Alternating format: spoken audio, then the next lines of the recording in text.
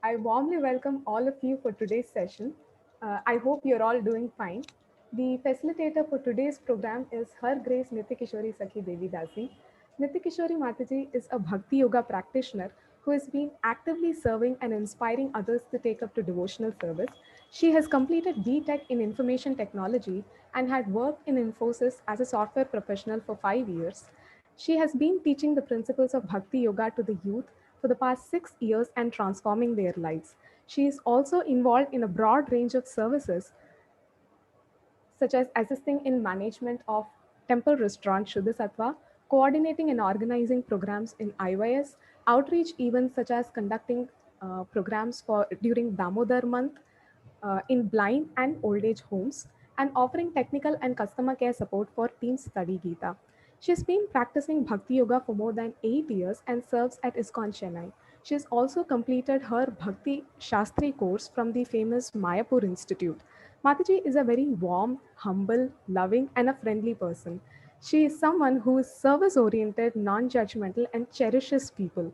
She values and appreciates even small acts of service, making her the right person to speak on today's topic, living with gratitude. I hope you all would find today's session useful. IYS is ISKCON Youth Services of ISKCON Chennai Temple. It is a forum created by women, for women, and of women. Here we discuss and learn to practically apply the ancient spiritual wisdom in our modern contemporary lives. We also conduct specially curated sessions to address modern issues with Vedic principles and take pleasure in discussing various aspects of spirituality. If you are unable to attend any of these sessions, you can hear the recording. The link for the recording would be shared in the ISKCON Youth Services WhatsApp group. So if you haven't joined already, I request you to kindly join. The link for the WhatsApp group will be shared on the chat window. In the group, we share spiritually inspiring messages, darshan pictures, and announcements for various programs, events, or festivals. And if you have any questions during the session, you can also post them in the chat window and the facilitator will respond to your questions. If you have any personal queries and if you are uncomfortable sharing, you can write to us in the email ID, which will be shared in the chat window. Also, we request you to fill the feedback form in the end of the session. This will help us serve you better. We value your suggestions and your opinions matter to us. Thank you very much. Now over to you, Nitikishori Mataji. Hare Krishna. Um, yeah, just give me a minute. Enable waiting windows. Yeah, Hare Krishna. Thank you very much, Anuttama Chitra, for the inspiring and heartwarming welcome. So, I'm very, very grateful to IYS, Sukirti Mataji, for giving me the opportunity to speak on this topic today. Yes, uh, the topic for today is living in gratitude. So I would, initiate this by telling a pastime. This pastime is from Srimad Bhagavatam. So it is about it is a very beautiful pastime about a 5-year-old Dhruva. So one boy named Dhruva. So we will see his, journey in his life. So yes.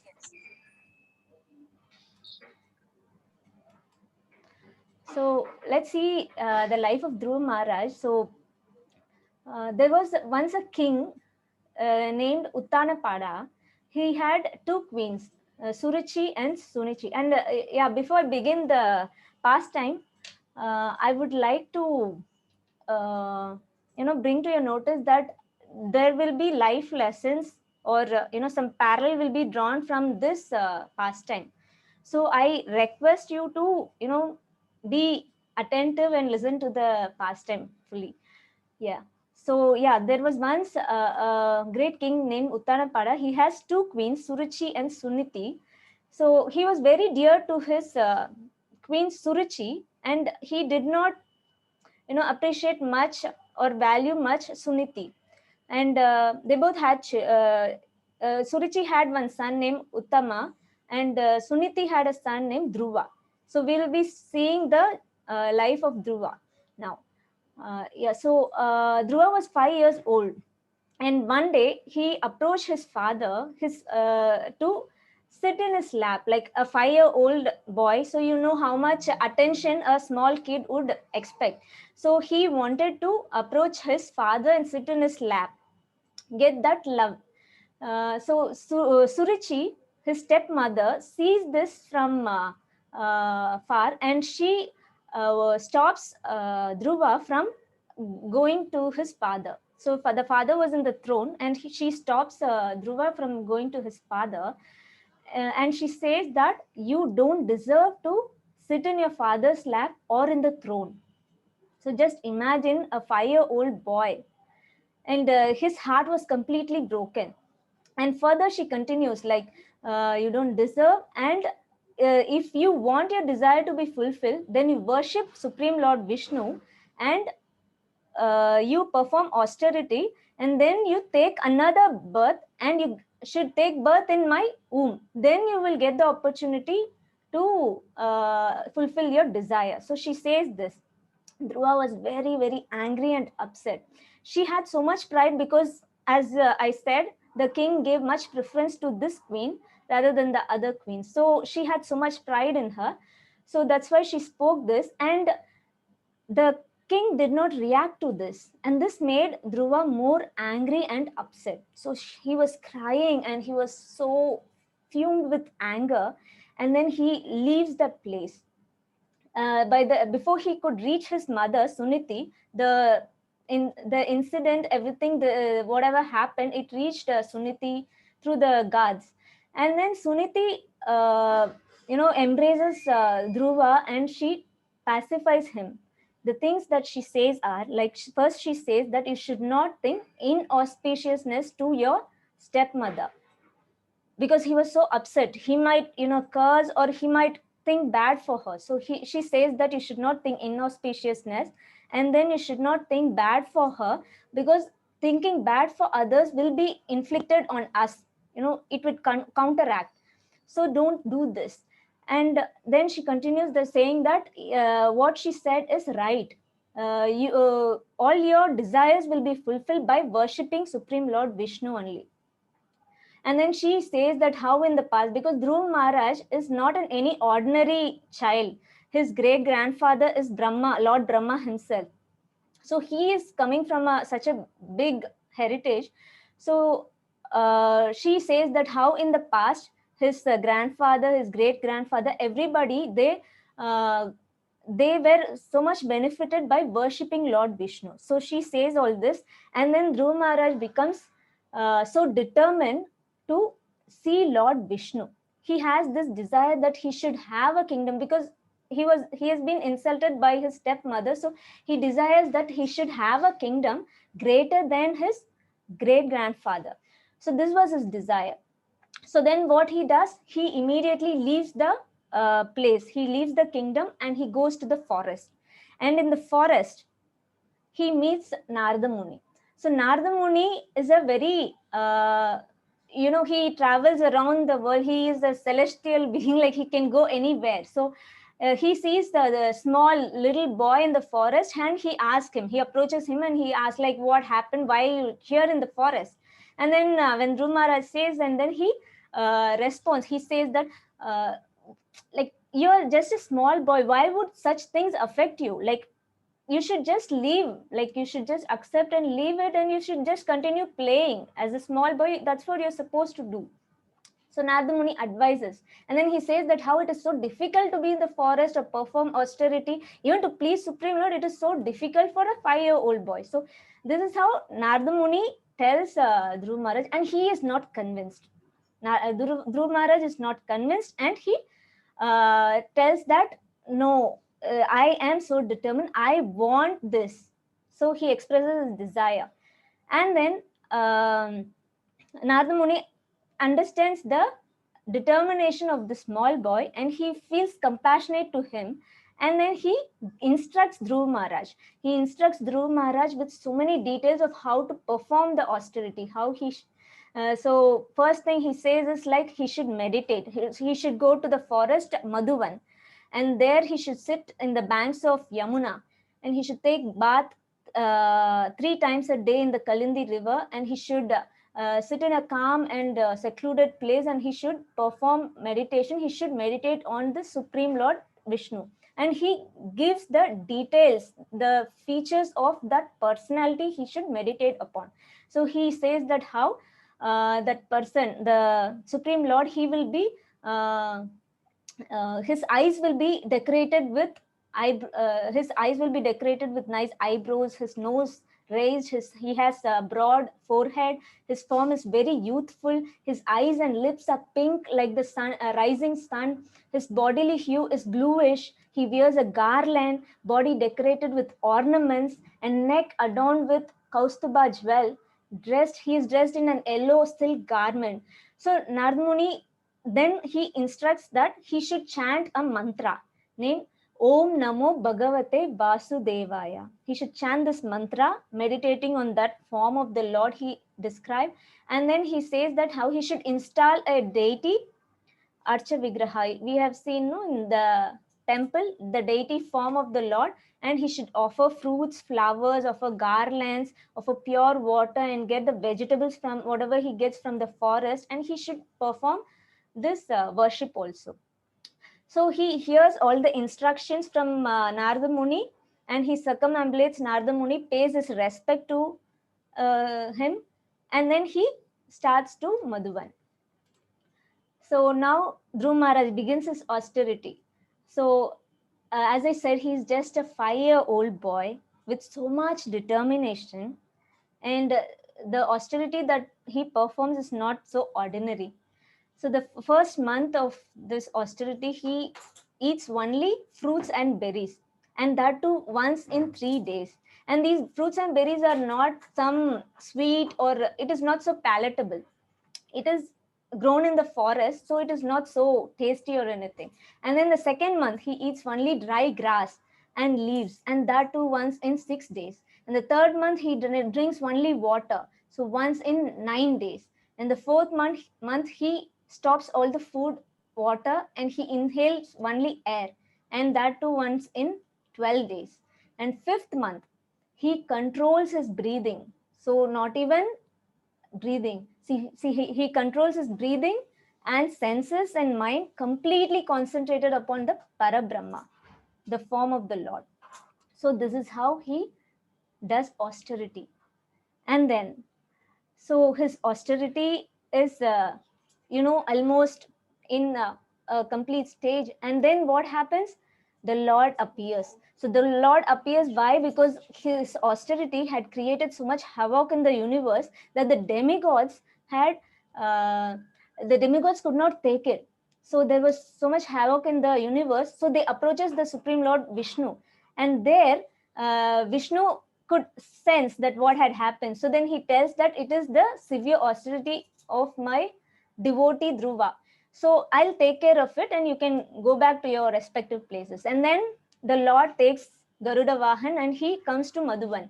And there he appears, the Lord reaches Madhuban, and the form that is there in the meditation of Dhruva Maharaj disappears, and he could see the Supreme Lord Vishnu in front of him.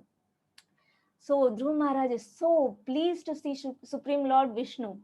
And similarly, the Supreme Lord Vishnu is so pleased by the austerity of Dhruv Maharaj. And then not share the screen. Just 1 minute. Yeah, just give me a minute. You go there and Zoom mute. Yes.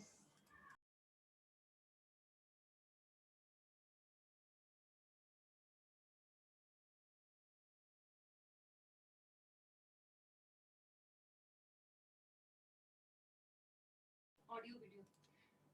Yes, sorry about it. I had not shared the screen, I believe, so it is shared now. So just give me a minute, because I was going through these slides. So life of Dhruv Maharaj, how, so you could see. So we went through all this. Dhruv Maharaj meets Narada Muni. Dhruv Maharaj begins his austerity, chanting the mantra, and then the Lord Vishnu appears. So yes, so where were we? So yes, Vishnu appears, and then Dhruv Maharaj starts offering various prayers, glorifying the Supreme Lord. So the Lord is very pleased with the prayers, and then Dhruv Maharaj did not ask for his desire what he had, the kingdom. So he did not ask, but Lord Vishnu knew that. So what he does, he awards the kingdom much greater than his great grandfather, and also like he awards a glowing planet called Polestar. So and this Polestar will continue to stay after the end of the world also. And then he says how after performing this austerity, how he can go back to his father, and the father will be ruling the kingdom for some time, and then it will come to Dhruva Maharaj, and then he will be ruling the kingdom for another 36,000 years, and he will not become old. So all this Vishnu gives a detailed thing that how his life will be. So and then Vishnu disappears. So Dhruv Maharaj goes back to his palace, and then as Vishnu said, all this happens, and then 36,000 comes to an end, and after 36,000 years, he resigned his job, like as a king, he resigned his kingdom, and then he goes to Badrikashrama, where he again performs austerity, where he meditates on the Supreme Lord to attain perfection, so to complete his life. So he goes to Badrikashram, and then he is in his meditation and in his severe austerity, tapasya, and then the Vaikunta airplane comes. So with the guards, so they appear before Dhruv Maharaj, and he understands. And then they say that how Lord Vishnu himself has sent this airplane to receive his dear devotee Dhruva. So he was very happy and pleased, and and then he looks at them. He offers his respect. He circumambulates the airplane, and then he thinks in his mind that my mother, she is the reason, she is the guiding force that how I could do that austerity, how I became a devotee. So he felt so much gratitude to his mother, but he could not say it to the guards. There was Nanda and Sunanda, as you see in the picture, so they are there. So he remembers this, and they understood his mind. And then they say that they showed the another airplane where Suniti, his mother, is already there boarded in the airplane, and he sees and he was happy. Yeah. So yes, so Dhruv Maharaj remembers the gratitude, like he feels grateful to his mother after 36,000 years. So many things happen, right? Like he was ruling the kingdom, he has children, grandchildren, so many things. But at the end of his life, he could remember the help, the guidance that he received from his mother. Yes, so this is the pastime from Srimad Bhagavatam. So all these are for us to understand and accept, so that we live our life with the life lessons what we derive from those things. And then so ending the story here, the pastime here, and I would request you to do a poll. So we heard about Dhruv Maharaj's gratitude to his mother. So let us see where we are in expressing our gratitude to our fellow beings, like our own people. So I would request you to do the polling. I give you like maybe 30 seconds. So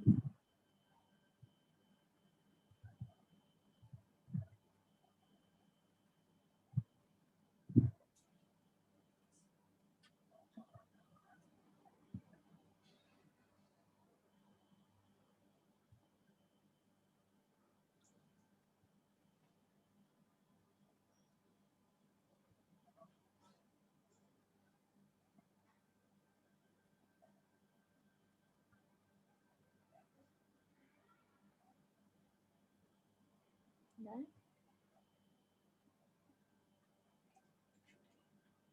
No, no. I could see some of you are still doing. Yeah, I guess it's done. Yeah. So yes, Hare Krishna. So we end the polling here, and yeah, so we see 78% of you have expressed. That's very good. Yeah. And then 63 has expressed your gratitude for your career advice to your sibling. And yeah, that is very nice. That is so, inspiring to know that you all are being so grateful. Yes. Yeah, in our life, sometimes we fail to also, appreciate certain small things in our life. Sometimes it happens, and not always, but whatever I shared was all mostly positive things. But there would be some time where in our life where we are in difficult situation, and that time what do? How do we express the same gratitude? Are we not, you know occupied by negative thoughts? So we see how important it is to express our gratitude even for the smallest things, and how it would have an impact later on when we are in a difficult situation. So uh, yeah, so I would like to show you a video clipping. Okay. Am I audible? Can somebody confirm? Hare Krishna. Can somebody confirm if I'm audible? Yeah, okay. Thank you, Priya, Anatama, Nila. Yeah. So I would like you to show a video clipping, and yeah, I present it here. Please, it takes 1 minute. So please watch it carefully.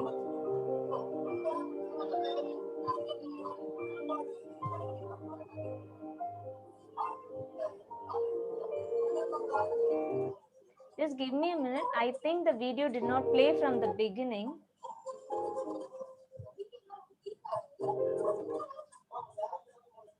So just give me a minute. Are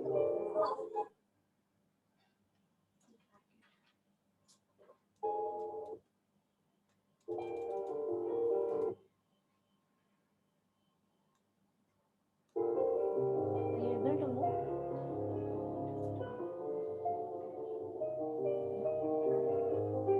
Yeah, so this is where actually it starts, from the helicopter.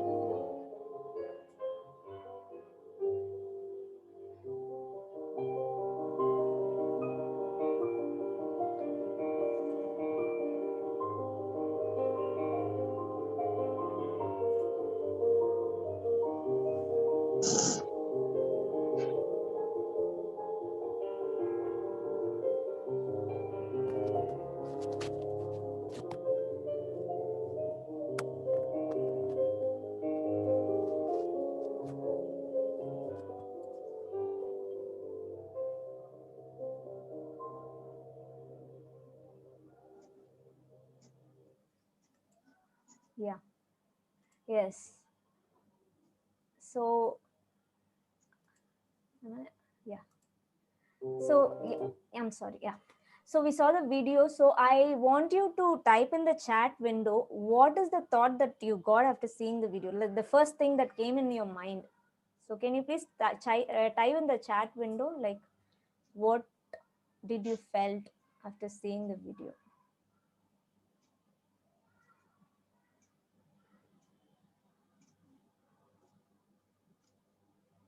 Less is more, Ketaki, and we should be thankful to Lord for this life. We should be happy with whatever we have. There's no limit for desire, no greed. We are not satisfied anymore. Thank you very much, everybody.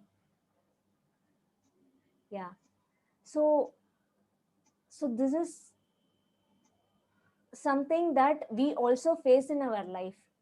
Many a times we set our goal, our bar, and we reach there. And after reaching there, yeah, thank you for your answers, very much appreciated. Human needs nurse. So we reach that, and immediately we set another bar, and we strive so much to reach there. In the meantime, like we forget to feel happy or grateful for what we already did, what we already achieved. When we have happiness, we just celebrate it for a day, isn't it? But when we are in distress, how long do we carry on with that? How much it takes away our valuable time.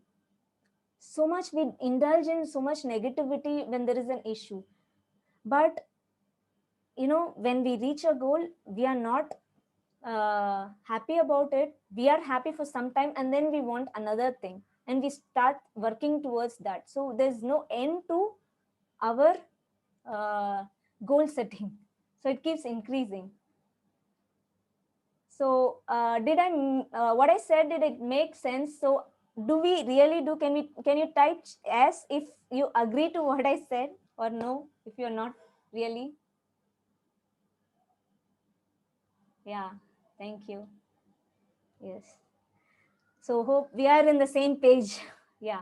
So so today we will be covering these aspects so that we are able to express our gratitude in a better way, even in the tough times. So the overview for today is like we will be seeing the three aspects of gratitude: why be grateful, outcome of not being grateful, and the six challenges that really puts us down in expressing the gratitude.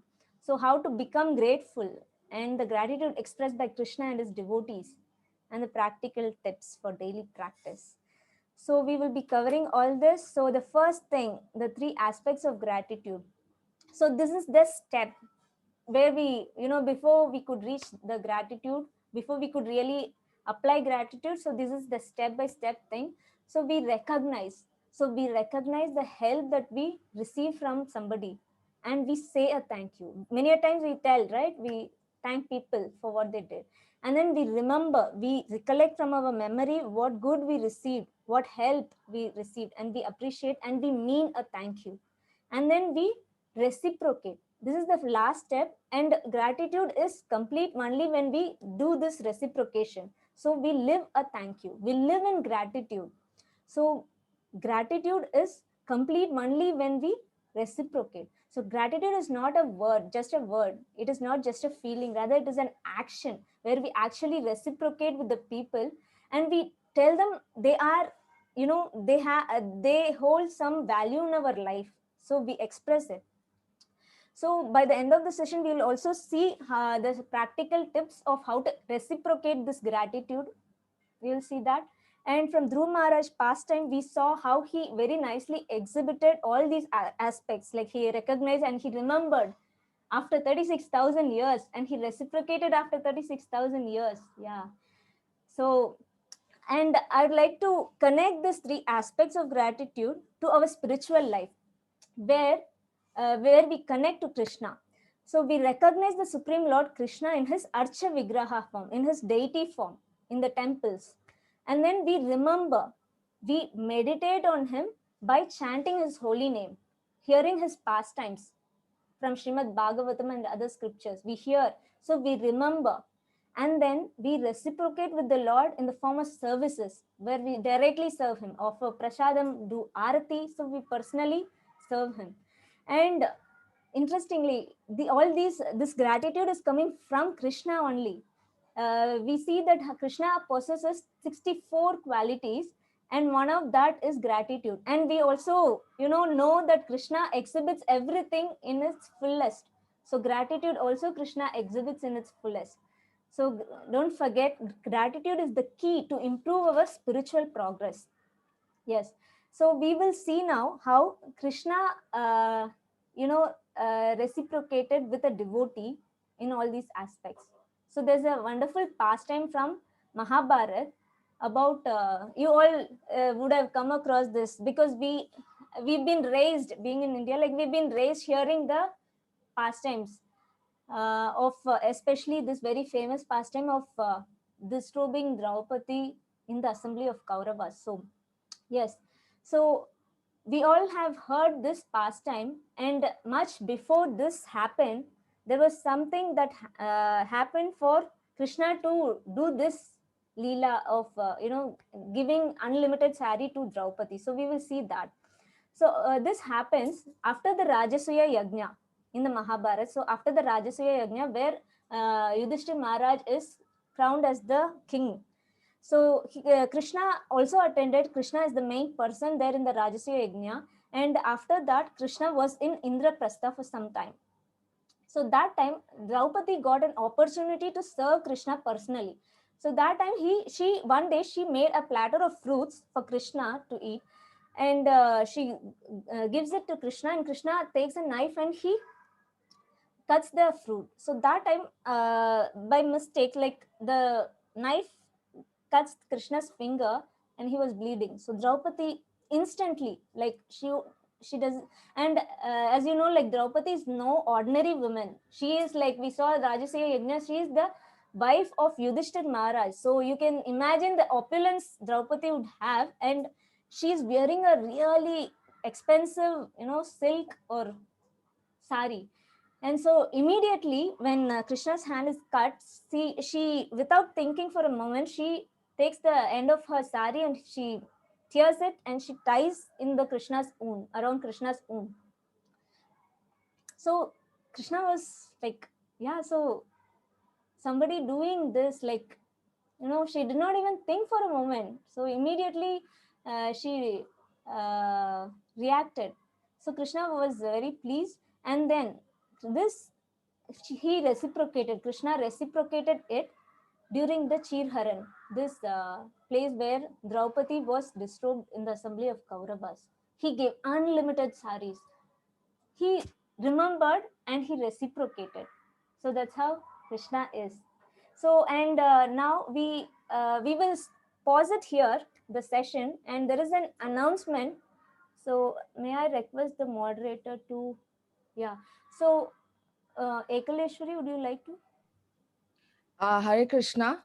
Um, so there has been some suggestions by our participants that they are not able to attend on Saturday evening. Some prefer on Sunday. Some prefer on Saturday.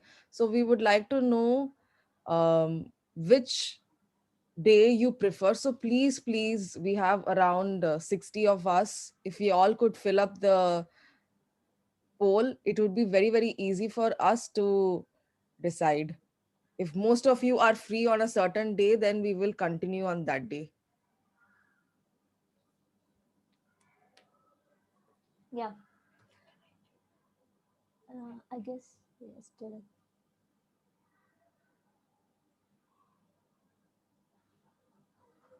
guess done. No? So are we done with the polling? Yeah, probably just, yeah. So please do. Yes. Okay. Thank you. Yes. So coming again to living in gratitude. So I request you to type in the chat window how being grateful you think it will help in our life. Having the attitude of gratitude help in our life. Please type in the chat window. Do you think it would help? If at all, in what way do you think it would help?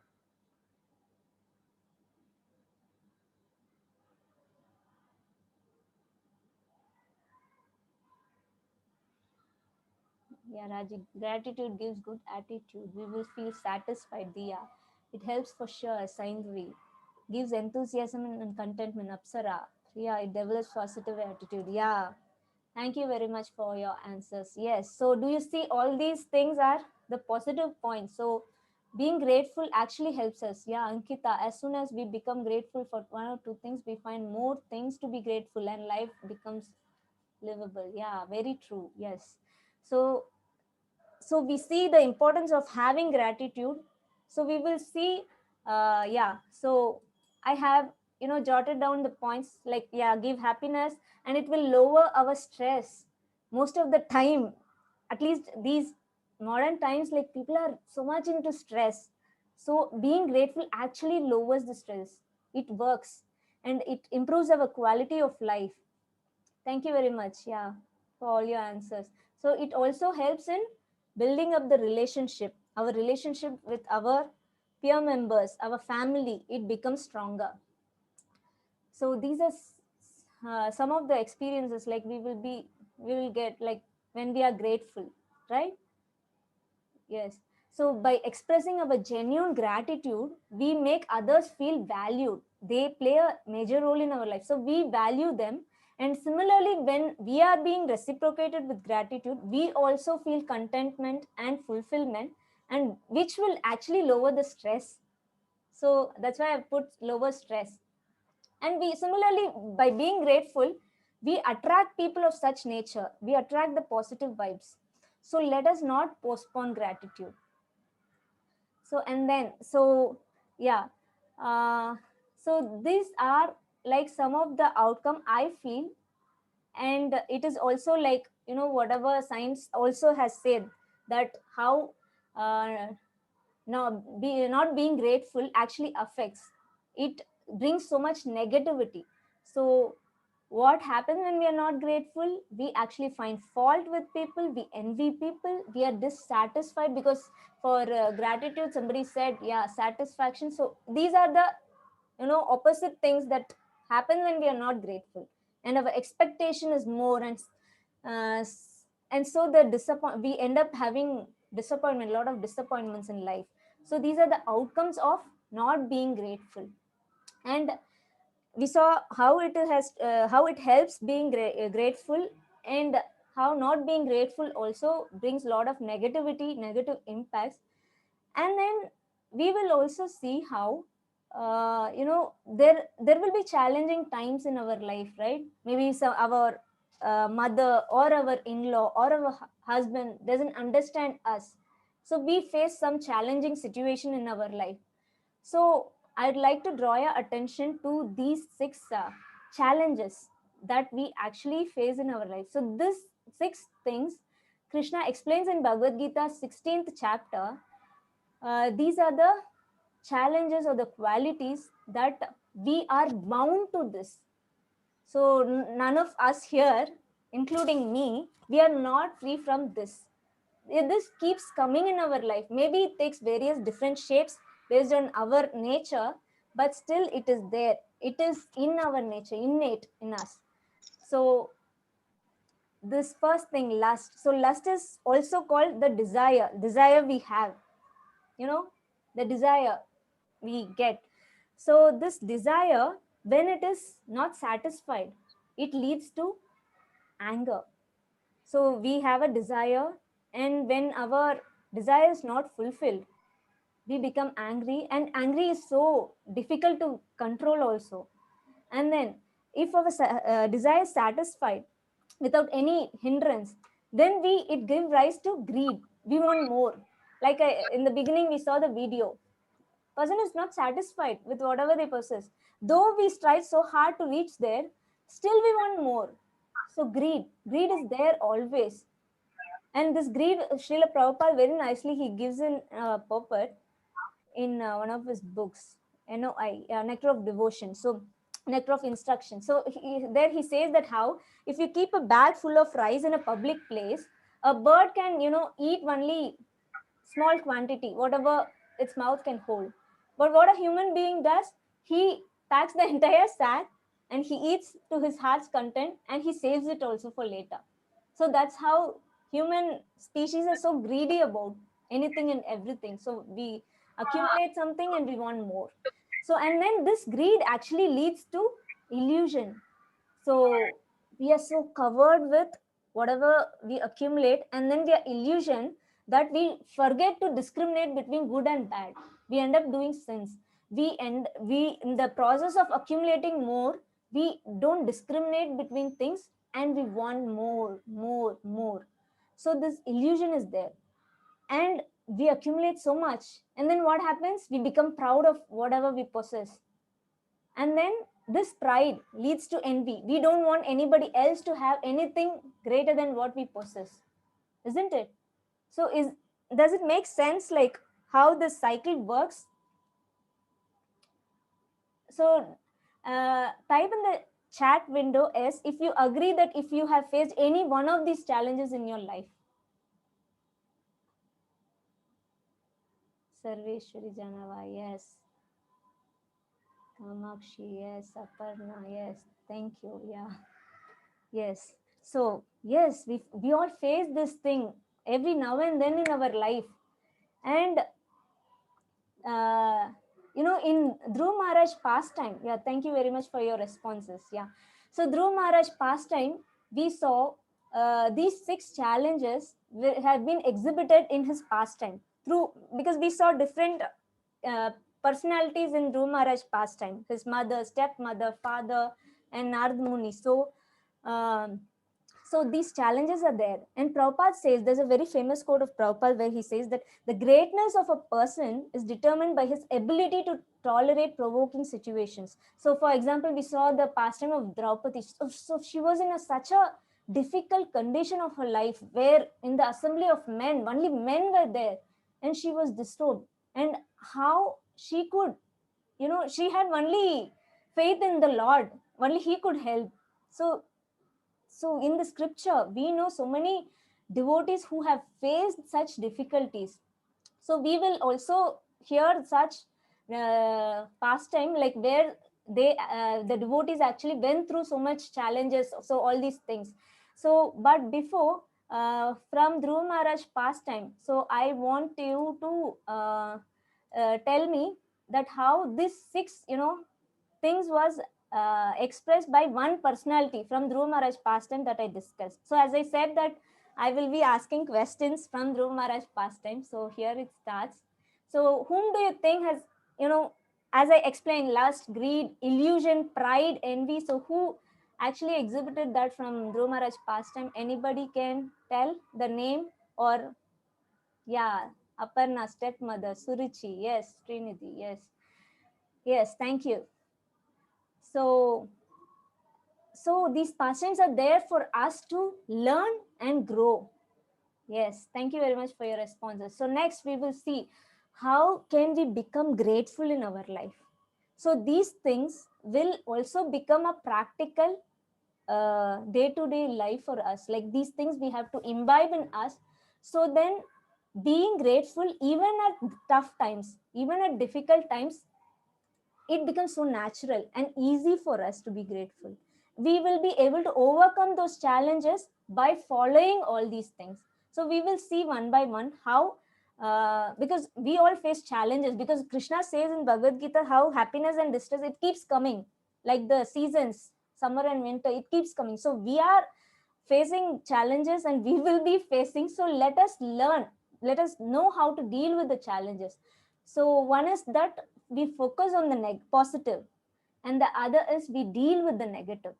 So I've made an acronym for this focus. So I'll see, we will go through this. So the focus is like we find happiness and fulfillment.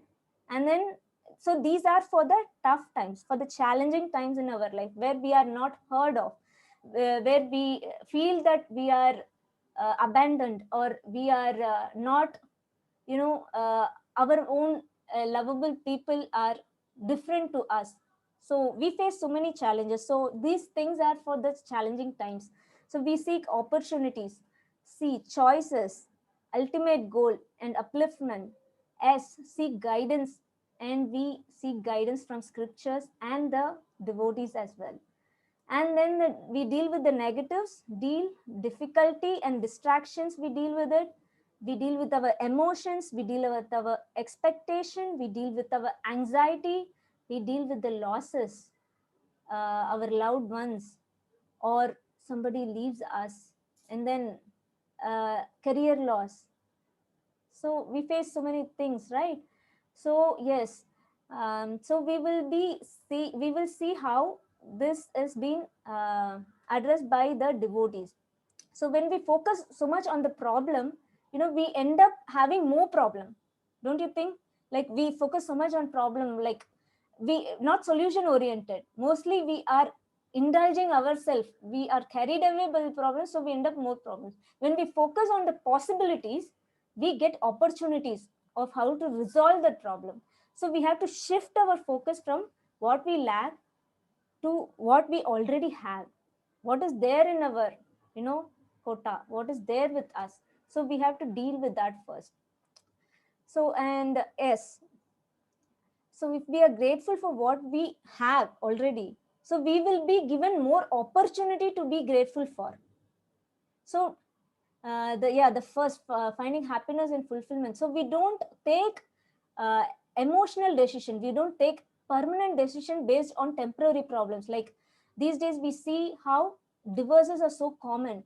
So maybe it would be a love marriage, but still they're not able to take the differences, they're not able to give up on certain things, and like we want immediate relief, so we make a permanent decision from temporary problems. We should first deal with the problems, right? So we have to, so how we can do it, we have to think of the good that the person has done to us, the same person. So he had actually done something good also in the past. Maybe this current situation is making him or her to react in certain way.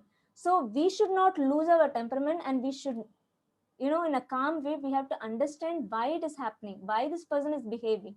Maybe the situation is not favorable at this time, right? And then opportunities. So we have to see what this situation has to teach me. So in the pastime of Dhruv Maharaj, so Dhruv Maharaj actually found an opportunity to meditate on the Lord. He got, we saw how he was so angry and furious at his stepmother. So he did not go and jump in a well, or he did not do anything, to harm himself, right? He took that opportunity to meditate, to go to Krishna, right? And then the choices. So whatever decision I have taken, I should be happy with it, first thing. So it does not mean that we become complacent, we don't progress more. Progressing more is good, achieving is good, we become so inspiring for others, definitely. But choices that we make, we should be happy with whatever we have decided already. So how can I be happy with those choices? So the choices are already made, how can I be happy with the choices? Because if the choice is made based properly, based on what based on the scriptures. So again we saw scriptures, uh, how these choices are made. So I'll tell this example from Dhruv Maharaj pastime, how Suniti made a choice. So I want to test, like, if you can recollect and tell me what choice did Suniti made. It may be a generic, so maybe I'll tell, right? So Suniti made a choice of not criticizing Suruchi for her attitude. We saw how Suruchi reacted. Suruchi, expressed all those emotions like lust, anger, greed. So all those things she expressed. But still, Suniti made a choice not to criticize her for her behavior, and she guided Dhruv Maharaj to see the good in her, right? To see it, to not find fault with her. So right, she guided Dhruv Maharaj. So we can't always choose what will happen to us, what happens to us, we can't always choose, but we always have a choice to how to respond to the situation, we know, right?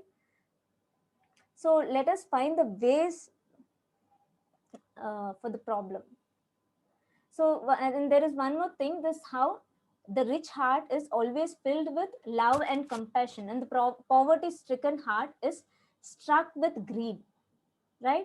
So here we saw how the rich heart is expressed by Suniti, love and compassion, and poverty stricken heart by Suruchi, she was struck with greed.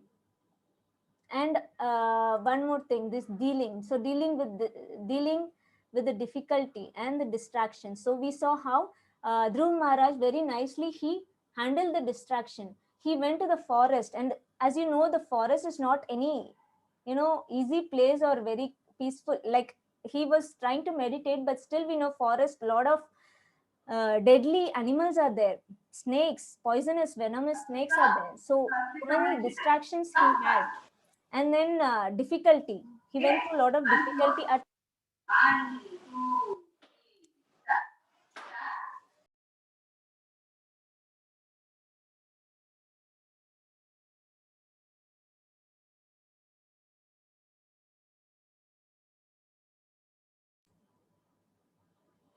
Am I audible? Oh, I'm sorry. You're muted, Mataji. Yeah. Yes. You're sorry. Huh.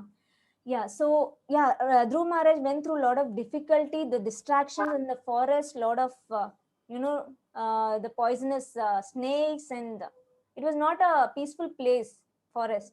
And then the emotions. So Suruchi gave a lot of difficulty for Dhruv Maharaj, the behavior, and then his expectation from his father to for that love and affection, and then anxiety. Again, in the forest, he had a lot of anxiety, and he lost his parents like at the age of 5 he had to be away from the parents. So all these emotions, all these things, Dhruv Maharaj dealt with this with lot of determination, and he was focused. As we saw, he was focused on all these things. How he could be focused? One is like the focus can be happened because, like I said, all these can be applied in our life. It has to be applied in our life during the tough times. So how do we do it? So we seek guidance. So Dhruv Maharaj did not do it on his own. He got guidance from his mother first, and then Narada Muni.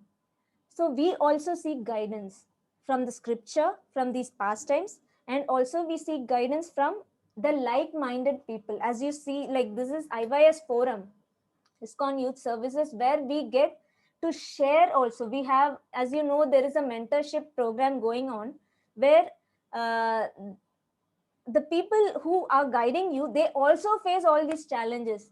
And it's not like they are, in a very different platform where they can, give solution or give, solve your problem instantly. It's not like that. But we go through this, how Dhruv Maharaj went through, like we get solution with Krishna in the center, with our spiritual life as the base, as the foundation. So for any material problem, the solution can always be spiritual. So that's what Sukirti Mataji always says, that how the problem can be material, but the solution is always spiritual. So that's how you get guidance also from IYS or like-minded people, you know. So, and Dhruv Maharaj never forgot his ultimate goal. He was so determined with his desire, like he wants to see Supreme Lord. So the tough times, we seek some guidance, and all these things can be done only with the association of devotees. Because on our own, because we are already filled with negativities during our tough time, during the challenging situation, we are not able to be grateful. Let us be frank, like we can't be, right? So we are filled with negativity, negative emotions, and more negative thoughts also comes and haunt us. So at that time, it is so difficult to say that okay, I'll be grateful. It's not possible. So all this can be guided only. All this can be taken as a baby step to solve the problem. Yeah. So and then we will see how these things has been applied by some of this are applied by the devotees of the Lord. So we will see how Queen Kunti expressed gratitude to Krishna. So Queen Kunti is a very celebrated personality in Mahabharata, and Srila Prabhupada wrote a book, Teachings of Queen Kunti, where so many lessons can be learned by her life. As we know, Queen Kunti lost her husband at a very young age, and she was left with 5 small children, young children, 5 Pandavas. So many difficulties she went through right from young age.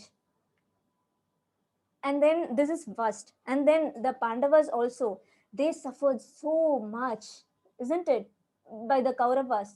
They constantly gave troubles to the Pandavas, and Kunti was there, and Krishna was there with them. So Krishna was there throughout the suffering of the Pandavas, and Queen Kunti was able to remember, recollect all those tough times, and she composed so nicely, choicest prayers of these incidents, and she expressed her gratitude. This happens when Krishna was leaving, like the Kurukshetra war is over, and Krishna is leaving back to Dwarka. So that time, Queen Kunti tells Krishna that, please don't leave. So all this while Krishna was there, and still, like she says that such is her attachment towards Krishna. So how did Yeah, Krishna was there with the Pandavas. Yeah, so she was very thankful for the Lord's presence in their life during the difficult time. So gratitude expressed by Queen Kunti, she glorified Krishna, and then she says that she wants to serve Krishna without deviation. So where we saw this focus. So she was praying to Krishna that she wants to be, single pointed attention towards serving him. So she dealt with the challenges, all the dangers that her sons had been put to, and still she focused on Krishna. So whatever the challenge is, we go through it, but we don't lose hope on our life. We don't lose hope on Krishna. We don't lose hope on devotees. We don't lose hope on scriptures, because those are the bases which would anyway which would help us to go through any tough time in our life. So Kunti Maharani says that Krishna, you protected us from poison cake, the great fire. So she remembers each and every difficulty. So we all remember difficulty. You know why? We want to point others. So you gave me tough time like this. You gave me tough time during this, phase of my life. But Kunti Maharani is remembering all the difficulty to just to offer her gratitude to Krishna, right? So she says that how the 14 years of Vanvas, like when the Pandavas were in exile, so those times Krishna was there. So he was constantly there throughout the Pandavas suffering. So she expresses a gratitude for that. And finally, when Ashwatthama, you know, raised this arrow to kill Parikshit Maharaj. So all those things she remembers. Till last minute, Krishna, you're there. You have constantly been in our life. So she never had any bitterness or complaint. So that's the greatness of Queen Kunti. So we can derive a lot of lessons from her life. So when we focus on the possibilities, we get the more opportunities. So we should never forget this. So Queen Kunti's gratitude, and then we will see another gratitude expressed by in Mahabharat, same by Draupadi. So Draupadi is also a celebrated, devotee from Mahabharat. So she has lot of wonderful qualities. So this particular pastime will also help us to see her, she is very beautiful internally as well as externally. So we will see one more quality expressed by Draupadi here. So as I said, Ashwatthama. So Ashwatthama is the son of Dronacharya. Dronacharya is the guru of the Pandavas as well as the Kauravas. So Ashwatthama had killed all her 5 sons. After the Kurukshetra war, we saw after the Kurukshetra war, Ashwatthama will kill all the 5 children of Draupadi, the Pandavas, when they were sleeping. Yeah, so Ashwatthama killed all the 5 sons, and Arjuna goes and fights with Ashwatthama and brings him in front of Draupadi. And Draupadi doesn't want Ashwatthama to be killed. She says that Dronacharya is your guru, and I have a lot of gratitude for him, because he is the guru of Pandavas, Kauravas, so he's such an amazing personality. So we should not kill Ashwatthama because he is Dronacharya's son, our guru's son. And then she says another interesting reason that she gives for not killing Ashwatthama is that how Kripi is the mother of Ashwatthama, wife of Dronacharya. So she says that Kripi will also go through the suffering of losing her son. I lost all my 5 sons. So if we kill Ashwatthama, she will also go through the same suffering. So she was feeling so much empathy for Kripi, Ashwatthama's mother. So how forgiving one person can be. Your 5 sons is gone, and still, how do you think, do you think we will be going through a lot more challenges like this? Like, we face challenges, of course, like they all are very great personalities, there's no comparison, but I'm saying the the difficulty or the such provoking situation, like Prabhupada said, the greatness of a person is seen during the provoking situation, how they tolerate. So this is how Draupadi reacted to the whole situation. So she felt a lot of compassion and empathy. So yes, so this is the gratitude expressed by the devotees of the Lord. And then we will see the gratitude expressed by Srila Prabhupada.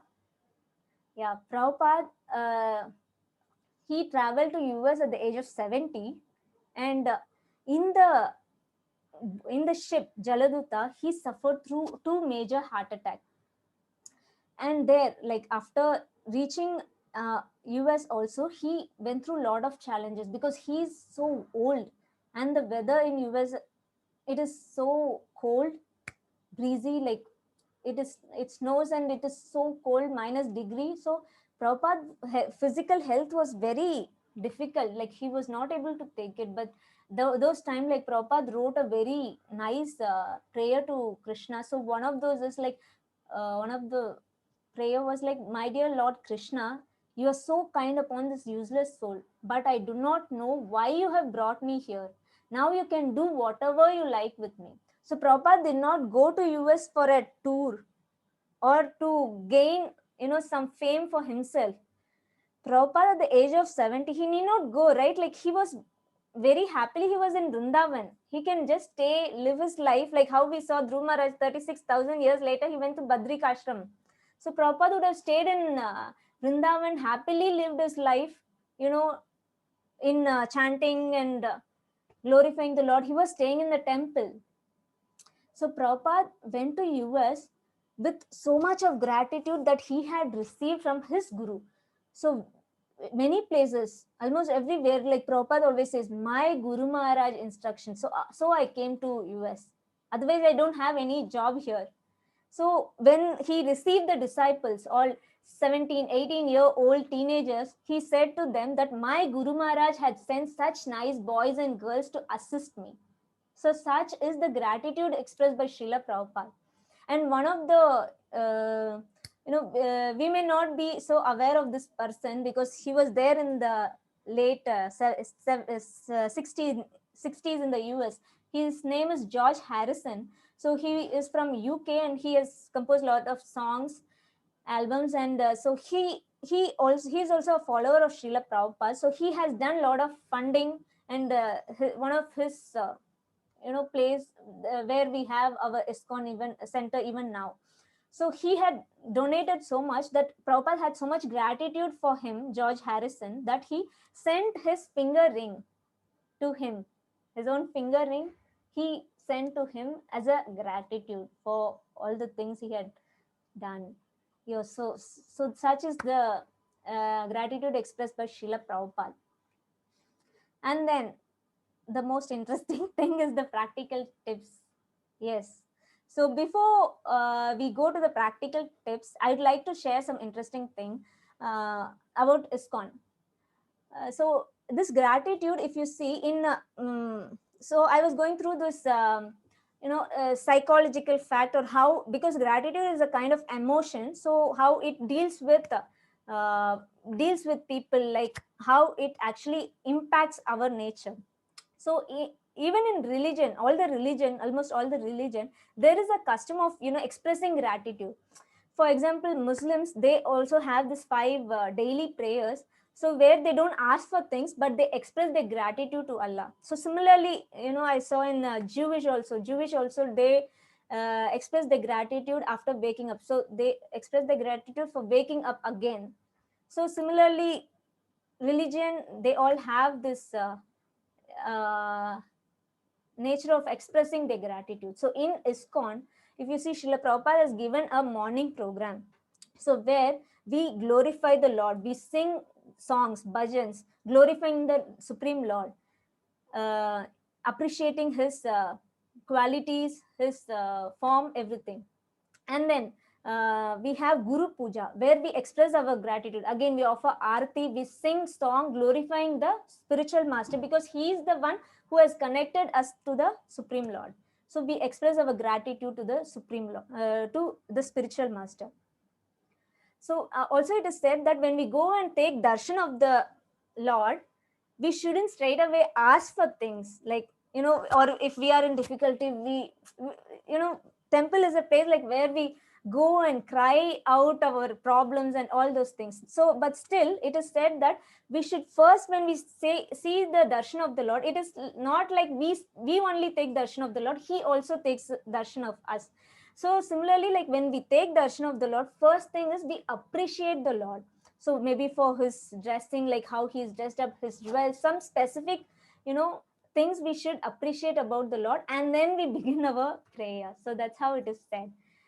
So, and then also we see we offer food to Krishna. So Naivedyam. So we offer food. Again, we say mantra, we offer food. And then when we offer the food as prasadam, that time again we offer mantra. That is to honor that prasadam, Mahaprasad of Krishna. We honor. Again, glorification of Mahaprasad. So this gratitude is so nicely imbibed, at least for whatever number of years I'm in ISKCON. So this is something I've seen and experienced, and I am trying to practically, accept and live in that thing. So expressing gratitude is not like, something that we do today and we give a gap, we give a pause, and then we do it some other day. It's not like that. It has to be a practice. So that's when it will help us during the tough times. So, and Prabhupada always emphasizes like how we should always be grateful to Krishna, because he has given so much. So, and he also says that how beasts, birds, they cannot express gratitude to Krishna, but human beings, we can recognize things and we can really appreciate. We have got developed consciousness. We must feel grateful for God's mercy and offer our gratitude. So that is our duty, Prabhupada says. Yeah. So yes, now going to the practical things. So I would request you, I think 7:40, so still we have some time. So I want you to take a minute and think and write at least 2 things today, what you are grateful for. Specific, very specific. Whatever happened today, what are you grateful for? If anything happened, it can be even one.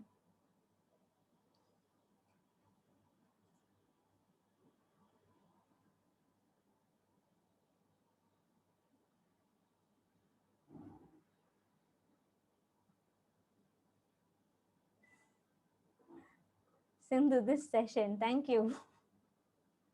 Oh, Srinidhi, this session. I feel so grateful and privileged. Thank you very much. Oh, this is not fair. Everybody are feeling so grateful for the session. I want you to think in your life, people in your life, family, food, session, life. Yes, thank you, Dia, part of the session. Thank you very much. Yes. So, before I share the practical tips, I want to tell something that happened with me today. So today morning, 7 o'clock, I was coming to my home. I was outside and I was coming to my home, and there was a dog. So this dog is in one of my neighbor's place, and I go there often. So this dog always barks at me. Thank you very much, Priya. So this dog always barks at me, and it has very big teeth, and it don't just leave with barking. So it is tied to a chain, and it always, whenever I pass, it always, almost it comes and it wants to grab me or bite me. So that's how it comes. So I was so scared of this dog. Still, like, I can see that it is tied, so I'm not so worried.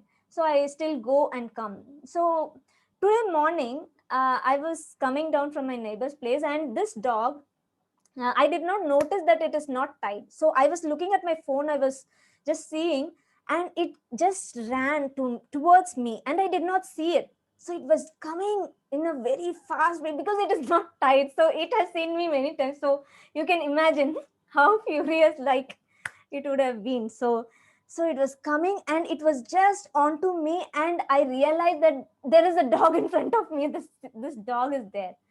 And I shouted, I screamed, Gauranga. I screamed. And there was the boy who takes care of this dog. He was just brushing his teeth. He was beside me and I was here, and the dog is just on me. And it was just going here. I was stunned.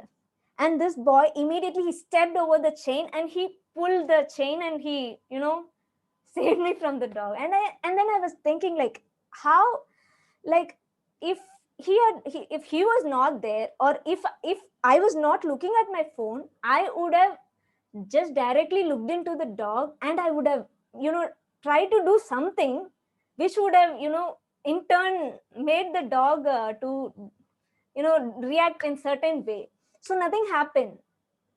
And it was so, like, I was not at all, like no little harm on me. I was not hurt. But then the owner of that house, he said that, next time when you come, you just see like whether the dog is tied or not. So but then I was thinking, because I've been thinking on Kunti Maharani's pastime, how she was able to recollect the difficult times, and she could offer prayers of gratitude. So I've been thinking that how it is so practical. Because see, the session can be of anything. Like, I can give so many examples from scriptures, and we may end up saying that it is from scriptures and they all are so great personalities, and I am in this world, and I have my suffering, and I'm not such a human, such a superhuman, so we may say, right? So I've been thinking that how it be practical, how. And then when this thing happened in the morning, I was thinking that how actually in our life we've been saved from so many calamities, from so many difficulty. We've been saved actually. We may not realize it, maybe from an accident, maybe a fraction of second. So this all happened actually in a fraction of second. So after this only I realized, yes, there are times that we actually face difficulties and we overcome it, like by the Lord's mercy. So it happens. So yes, so we also, I'm sure like you also would have so many such instances where we can think and be grateful for that. So yes, going through the practical tips. So I want you to write a gratitude journal. So it is not like, we write stories and then we forget, some interesting thing and then we forget. It's not like that. So every night before we go to sleep, 15 minutes before we go to bed, we write 3 specific, because so many of you told, so family. So you said family in general, but I want you to be very specific. For example, in the beginning, we had a poll where I asked, like, your mother cooked something that you liked. Did you thank? So, and then career advice. So all these things. So very specific things that whoever come across in your life. So they may not be very, maybe somebody in the road you met, somebody being very kind to you. So anything that you feel that you felt happy, being the receiver, so you felt happy, so that thing has to go in this diary. It's not a paper where you use and throw. It has to be a diary. You have to maintain it every night before bed, minimum 3. And then, so there are times that we are not happy about things, or about whatever happens, the situation, we are not so happy about it, or not so happy about some people, the way they reacted. So we have to write that also down. At least one thing, one incident that you felt, this person really annoyed me, or this person is so bad, is so mean to me. So whatever you feel, so write it down. And not just that, you have to see that if that incident that caused me pain or that hurt me, does where does it fall in, like, because I'm reacting, right? I'm reacting to that person or that situation. How am I reacting to it? We saw these 6 challenges: lust, anger, greed, illusion, pride, and envy. So these 6 challenges. So does my reaction to that situation or person fall in any of these? Am I bound by any one of these in responding or in reacting to that person or situation? So you have to see. So this is a checklist. So where we see that, and we correct ourselves. Always remember, the change has to happen within. The change has to come from your end. And then we can see the change in others. Because see, so many times we have so much expectation. And don't we, like, we have to realize that the other person from where we are expecting, he or she also has similar expectation, isn't it? For example, a mother wants the child to finish the meal, whatever she packs and gives to the school. She wants the son or daughter to finish it because it gives nourishment to the child.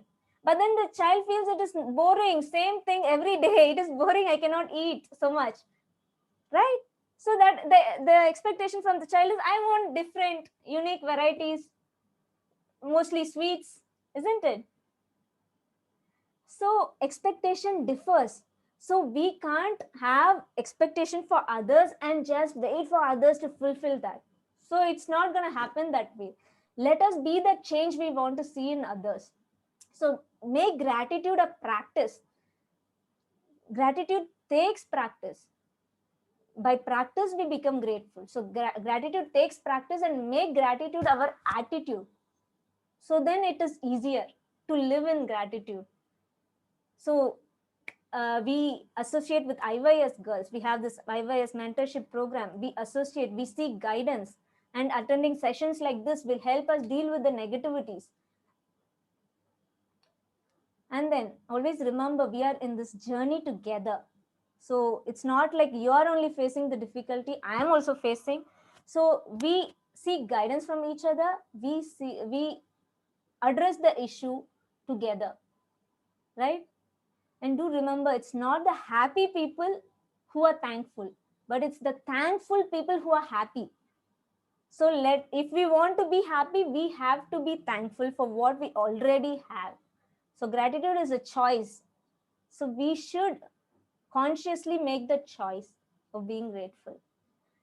Yes, and gratitude can turn meal to a feast. So let us not postpone gratitude. Let us make gratitude our habit. And thank you very much for giving me this opportunity. Hare Krishna.